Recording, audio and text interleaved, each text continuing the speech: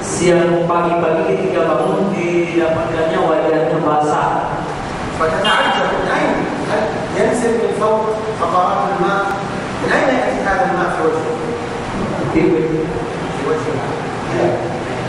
Jadi dia heran, dari mana air ini? Kayaknya nggak ada yang bocor.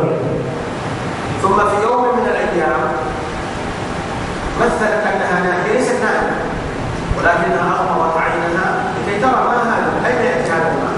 Kemudian pada suatu hari atau malam dia pura-pura tidur supaya tahu dia dari mana air ini datang. فإذا بزوجها عندما هي تنام معه الريموت فيشغل التلفزيون. Nah, jadi ketika dia tidur, pura-pura tidur itu ternyata suaminya masih bangun, dihidupkan televisi, dia pegang remote gitu. ثم ينظر إلى النساء في التلفزيون. Kemudian dia melihat wanita atau entah semacam di televisi. ثم ينظر ويقول هكذا النساء ليس مثلي، هكذا النساء ليس مثلي. Nah, jadi dia melihat wanita di tidur, ini baru cewek kamu. فعرفت سبب هذا الماء الذي في وجهها. Jadi itu dia terus berulang-ulang di ludahnya, tonton di ludahnya istrinya. Akhirnya dia bawa dari sini merebutnya air ini. ولذلك أحبتي في الله، الله عز وجل عندما أمرنا بهذا الأمر لم يأمرنا به عبثا. قل للمؤمنين يغضوا من أبصارهم ويحفظوا فروجهم ذلك أزكى لهم. Nah, jadi oleh karena itu Allah tidak sembarang suruh kita untuk menahan pandangan. Allah suruh kita menahan pandangan, kemudian memelihara kehormatan atau kemaluan kita, karena itu lebih suci, menjaga kesucian kita. وهذا من كرم الله للمؤمن. لماذا؟ لأن عندما تمر امرأة جميلة النفس تريد أن ترى، أليس كذلك؟ Nah, ini merupakan salah satu kebaikan Allah kepada orang-orang mukmin. Kenapa? Karena ketika seorang wanita cantik lewat dekat kita, biasanya ada keinginan untuk memandangnya. فإذا صبر وغض بصره فإن الله وترك النظر المحرم فإن الله يكرمه بسعادة في قلبه. Maka ketika dia bersabar kemudian menahan pandangan dan tidak melihat wanita itu, maka begitu dia sudah pergi akan ada perasaan tenang, kemudian juga mendapatkan kebahagiaan bersamaan istrinya, kemudian ridho dan perasaan puas, sehingga insyaallah kehidupan rumah tangganya akan berlangsung bahagia. Adapun orang yang membiarkan pandangannya entah kemana-mana,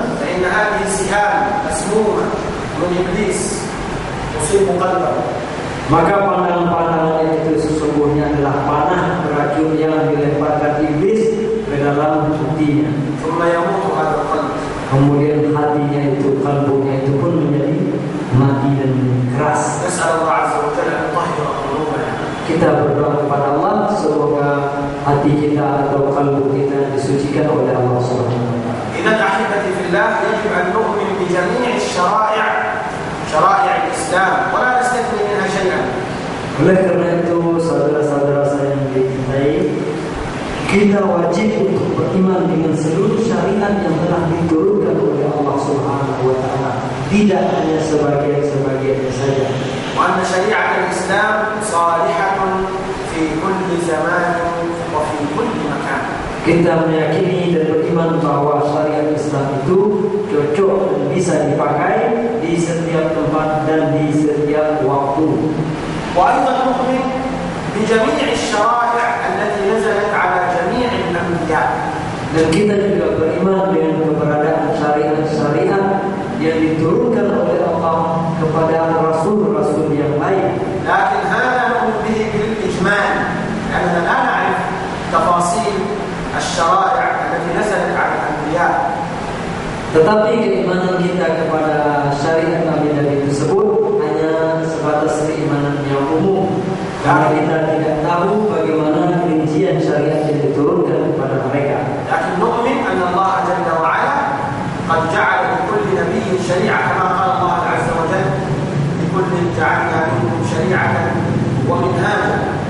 Artinya iman secara umum itu adalah kita mengimani bahwa Allah telah menurunkan syariatnya untuk masing-masing nabi itu ada syariat khusus yang diturunkan oleh Allah sebagaimana yang telah dijelaskan dalam Al-Quran bahwa untuk setiap mereka itu diturunkan syariat dan manhajnya masing-masing.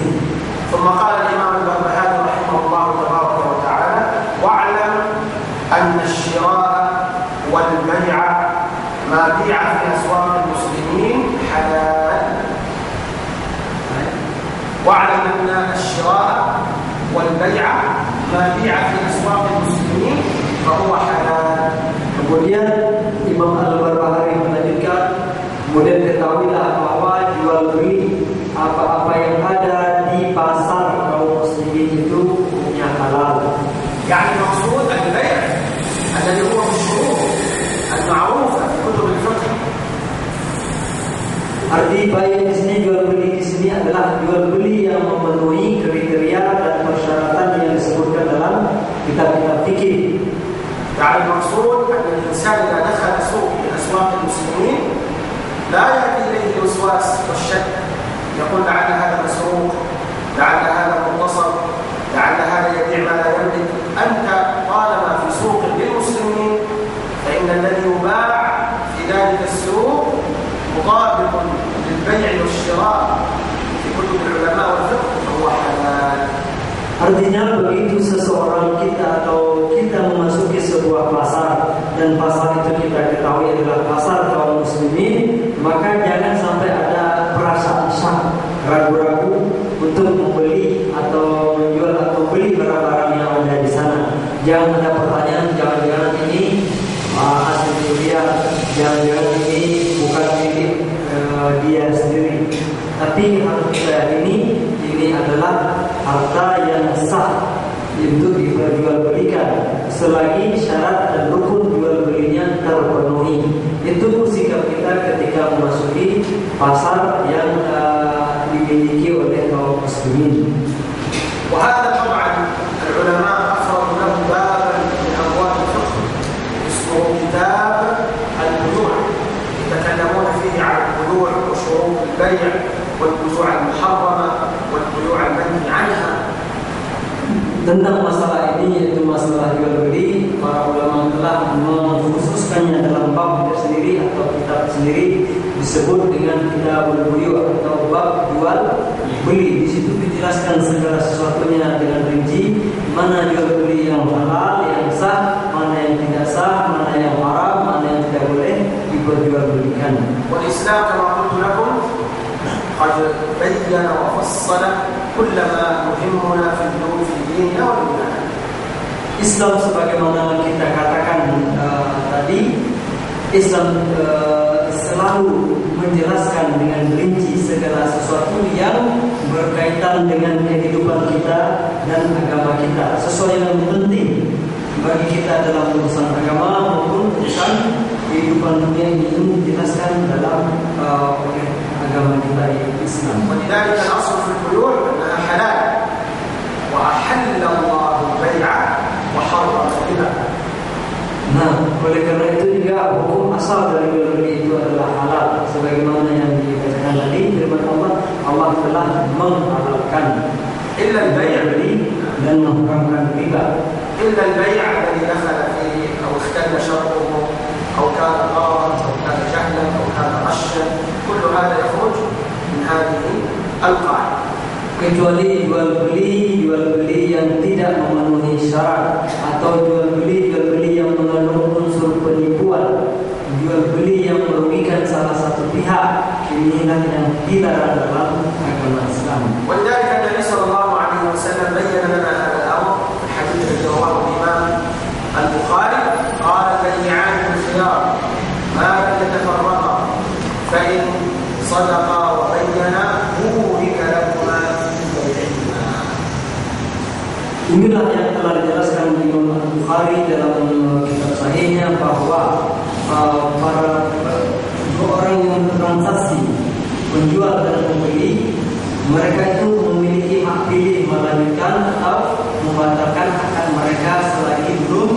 berpisah masih dalam suatu majelis, maka mereka bebas menentukan dibatalkan atau dilanjutkan transaksi. Kemudian mereka akan mendapatkan berkah dari Allah Subhanahu wa taala selagi tidak ada yang menipu dalam jual beli. Wa in kadzaba wa katama muhiqat barakatuhu ilma. Seandainya salah seorang di antara mereka itu ada yang berdusta atau menyembunyikan cacat barang jualannya atau harga yang diberikannya, maka berkah jual belinya itu hilang, habis. طيب هنا نسأل سؤال في الموضوع سؤال واحد وليس درس فقه ولكن من باب الفائدة. Nah, jadi ada satu pertanyaan tentang jual beli ini. Betul ini bukan pelajaran fikih, tapi patut juga kita tanyakan. رجل عنده حصان يريد أن يبيعه. Dia ada seseorang punya seekor kuda, dia ingin menjualnya. ثم هذا الحصان هرب منه. Kemudian kuda itu lari. ثم جاءه رجل وقال أو قال أنا أبيعك هذا الحصان الذي هرب. Kemudian datang seseorang ingin membeli kuda, pemilik kuda tadi bilang dia jual kuda yang lari itu. هل يجوز هذا البيع؟ Boleh? لماذا؟ أيوة غلط، لأن هذا الرجل قد يجد الحصان وقد لا يجد الحصان، هذا بيع الغرض. فتح الله عليك. Nah, ini tidak boleh karena mengandung unsur gharar, bisa merugikan salah satu pihak. Karena kuda yang lepas tadi mungkin berhasil didapatkan, mungkin juga tidak, atau mungkin berhasil didapatkan tapi sudah patah atau sudah mati. طيب رجل عنده كيلو ذهب. Jadi yang berikutnya ada seseorang memiliki emas 1 kilo. ثم ذهب لكي يبيعه الرجل عنده كيلو ونصف ذهب. Kemudian dia ingin menjual atau membarter dengan orang lain yang memiliki emas 1,5 kilo. هل يجوز هذا البيع؟ Boleh atau tidak? لماذا؟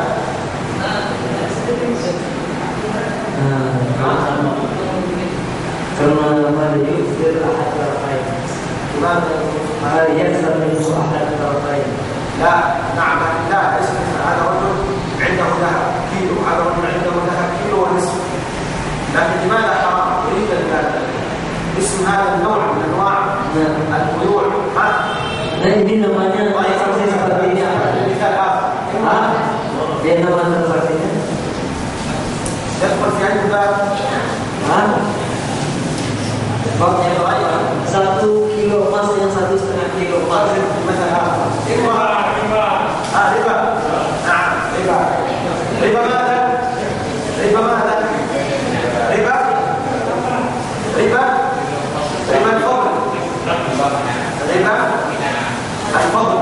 طيب امرأة عندها ذهب قديم، عندها ذهب قديم، هذا الذهب وزنه مثلا 100 جرام. Soal berikutnya ada seorang wanita punya kalung, punya emas itu sudah lama. Emas yang sudah lama kira-kira 100 gram. ثم ذهبت إلى السوق وقالت لبائع الذهب أريد أن أبيع هذا الذهب القديم بهذا الذهب الجديد 100 جرام 100 جرام، خذ وأعطيني. Kemudian dia pergi ke toko emas, dia ingin menggantinya. Emas yang sudah rusak ini mau digantinya dengan emas yang baru, sama-sama 100 gram. Emas yang rusak dengan emas yang baru, sama-sama 100 gram. ليس حلال، ليس حلال، لكن كيف نجعله حلال؟ هذه المرأة الآن عندها ذهب قديم، مثلا عندها هذا الخاتم من الذهب مثلا،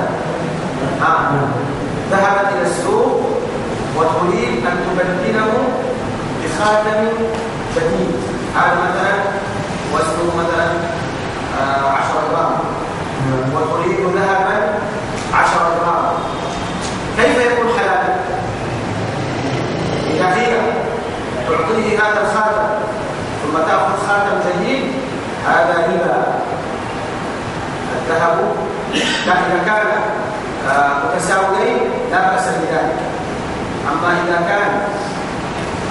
كان هناك النبي عليه الصلاة والسلام قال الذهب بالذهب والفضة بالفضة والبر بالبر والشعير بالشعير والتمر بالتمر والملح بالملح مثلا بمثل يدا بيد، فمن زاد أو استزاد فقد أرضى. هذه الأمور يجب أن تكون متساوية، ويجب أن نقبل في نفس الوقت حتى لا يكون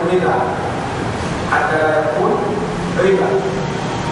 Jadi intinya seperti itu. Kalau ada beberapa hal yang dikatakan oleh Rasulullah SAW, jual beli emas dengan emas, perak dengan perak, kemudian gandum dengan gandum, tamar atau kurma dengan kurma, garam dengan garam, maka semuanya itu harus sama, tak boleh boleh ada kelebihan.